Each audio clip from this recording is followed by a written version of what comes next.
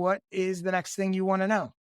So you price your newsletter ads for the interested you've admitted it's quite a low rate and you've done that intentionally, but what's your advice to newsletter publishers for setting their own ad rates? Should they do, CPM or CPC or just like a flat rate? Totally curious to your guidance there. So a couple things. So first, I'm going to say there is an episode of this podcast out there where I talk about my whole ad system and all of that. The episode's called I Want to Know How to Sell Newsletter Ads. We'll put a link in the show notes. But so in general, if you're interested in ad stuff, people should go listen to that episode. But we don't actually touch on this question specifically. So I do want to sort of add some more color to that. So the first thing that I would say is you are right. I do say that I'm probably, and other people have said, I'm probably undercharging for my ads at this point. Right now, it's $350 for an ad. But what I will say is the idea of my ad prices are low. Low is a really relative term, right? Yeah. So there's some people that when they hear this and they hear me say, oh, I charge $350 for a newsletter ad, there's some people that go, wow, that's cheap. That's a steal. He has 20,000 subscribers and whatever. And there's other people that go $350 for a newsletter ad. Like that seems like a lot, right? Mm-hmm. But I think it's important to understand when setting a price for ads or anything, right? No matter what price you have, there's going to be people on all ends of that spectrum, right? Yeah. So even if I charge $50, there's going to be some people that go $50 for a newsletter ad. And then there's going to be other people that's like, well, I'll buy 2 years worth of ads, right? Sure. Yeah, And I've seen as I've gradually increased the ads, that spectrum doesn't really change or go away, right? There's always going to be people that think it seems expensive. There's going to be people that think it seems cheap. So I think that's important to keep in mind because I do think a lot of times people worry when setting their prices. I'm worried that people are going to find it expensive or maybe this makes it seem cheap. Like, yes, to both, right? Like whatever your price is, it is both expensive and cheap. Yeah. The other thing to think about, and this is where, again, it really is so dependent on niche and specifics and audiences and whatever. But ultimately, if I charge $350 and the people that are buying my ads, let's say, and I have all sorts of different people I'll give you two examples, right? If I charge $350 and one person buys an ad and they run a free newsletter that they don't monetize at all in any way, and let's say they get, it depends on, a lot of people get a lot of subscribers from mine, but let's just say hypothetically for $350, they get 50 subscribers. Yeah. So that's $7, if my math is right, that's like $7 a subscriber or something. Yeah. Yeah. So if you're not monetizing at all, depending how invested you are in your newsletter, you might go, I don't want to pay $7 a subscriber. Like that's not worth it to me. Or you might go, I'm happy to pay $7 a subscriber. I want to grow this thing and ultimately whatever. That same ad, someone who let's say is a consultant and charges $3,000 for or a coach or something and charges $3,000. They go, if I get one person out of Josh's 20,000 readers, I've 10x'd my investment. Yeah. Almost 10x. Yeah. So a big decision on the pricing is who are the people you're selling to? Who's buying? What is what are they going to get from success, right?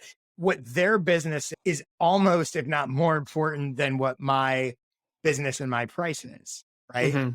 Yeah. So if I have, and again, it has to do with niche and audience and how hard those people are to find. That's another component of this, right? So if I have, for example, if I had a newsletter that had 50 subscribers, but those 50 subscribers were all $100 million plus net worth. Yeah. A lot of people are going to pay a lot of money to reach those 50 people. Totally. So I actually think the traditional mainstream media ad metrics of CPM, how many, what am I paying per impression, or even CPC, what am I paying per click? I don't really pay much attention to either of those and don't price that way because I think ultimately it's about the audience I have, the people I'm selling to, and I'm trying to price based on value, not audience size. Because like I said in that example, a $350 ad selling to people that are getting a $3,000 client is way underpriced if that's consistently delivering, right? So I try to, and for the most part, I don't ever quote CPM fees. I don't ever, even when I write about my ads, I talk about how many people open my newsletter. I don't even really share the overall. I don't say, oh, you're paying to reach 20,000 people. I say you're going to get, about 10,000 people open each time, and you're going to get on average 270 clicks on an ad or whatever it is. And this leads right into the other thing that I was going to say. So in terms of pricing, I'm pricing based on value, not audience size. The other thing is I think about value in pricing like this. I think about it almost like a scale. So transactions are the most valuable. Purchase it, whatever the person's trying to sell to my audience through their ad, right? Whatever the action is they want them to take, a purchase, a lead generation, whatever. So transactions are more valuable than clicks. Clicks are more valuable than impressions. Impressions don't matter if no one's going into that person's world.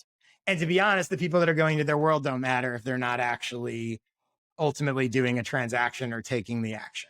So the number I'm most focused on, and I don't have 100% transparency into this, I just have it anecdotally from talking to people. And obviously if people rebuy ads, well, they must have felt like that worked for them. But I do have transparency on the clicks. I'm able to get some sort of sense of what people are getting. I can see what people are selling through their ads. And a lot of that's out of your control as well, right? So if a person has a bad sales pitch, or they get leads and get people on their consultant and they get our coach and they get someone on a call and they can't close them. Well, that doesn't mean I served it up. They just, they dropped the ball. So that's how I think about it. The other thing about pricing is I do always recommend limiting inventory. I think scarcity helps sell. I only sell 5 ads a week. I would not just have it open-ended and be like, oh, if 10 people want to buy this week, great. 10 people will buy.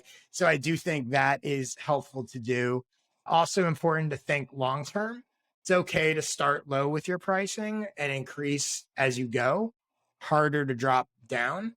And I think a lot of times, and arguably still to this point, I've probably left a lot of money on the table. In the beginning, I charged very low prices, but I went into it knowing this is a long-term game for me. This price is going to go up. By the way, the other thing I should mention is by doing that, every time I've raised the price, I send an email letting people know, hey, ad prices are going up. And it drives tons of sales. It drives months worth of sales. So the other thing about going low and gradually going up is you create these inflection points where you can create urgency and drive sales, as opposed to being, this is what my ad costs, and just reminding people, hey, my ads still cost that. If you want one. And then the last thing I would say here is, especially for sort of independent newsletter creators, and when you're sort of starting out and early on, I think it can be helpful to think in terms of partnerships as opposed to just ad buyers. Can you find 1 or 2 people and say, hey, let's do this, and then it relieves you having to sell. I mean, I haven't done this. My ads have worked well. I mean, I think with this podcast, I'm going to be heading in that direction a little bit. So this is a little, do what I say, not what I do.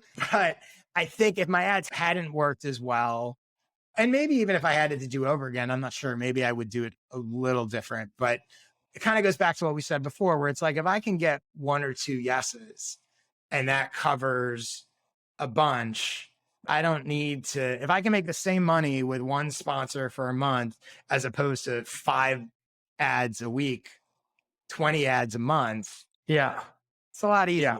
Right. Now you just have to figure out how to make that worth their while and what it is. And it has to be the right partner and all of that. But I think that also shifts the pricing game, because you just have to figure out a price that works for that one partner and you and what you can give them, as opposed to, I got to find a price that all these different people on the spectrum are going to find work. So that's that's how I think about it. I know you've done some ads in your newsletter as well and have Mhm. experimented. I know you're now doing the ConvertKit stuff, right?